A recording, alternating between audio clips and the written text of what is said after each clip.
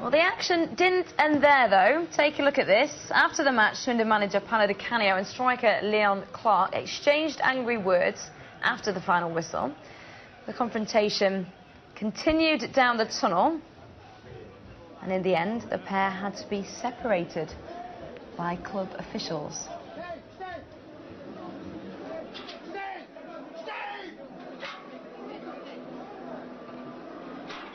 Obviously now is, well, tempers have calmed down a little bit, but clearly there was an incident, and it'd be wrong to say too much now before having got both sides of the story and all the facts tomorrow in the fullness of time.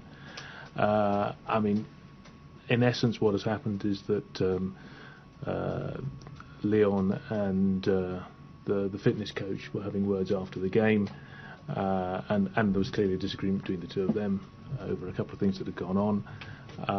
I think as Leon came off the pitch, I think Paolo was very conscious of the fact that these sort of discussions should be held behind closed doors, and as he was thanking all his players and saying, well done, come off the pitch, come on, he was keen to get him down into the dressing room and talk there, and I think Leon didn't want to go down at the time, and there was clearly a misunderstanding there that carried on as they went down the tunnel.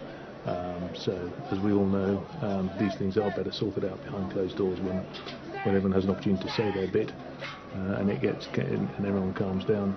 That unfortunately is not what did happen, but as I say, till we get all the facts tomorrow and find out on both sides, it would be unfair to apportion blame. I appreciate it's a sensitive situation. After Leon Clarke left the tunnel, having not gone into the dressing room, he walked back out onto the pitch. You went out to speak to him. What was said between you two?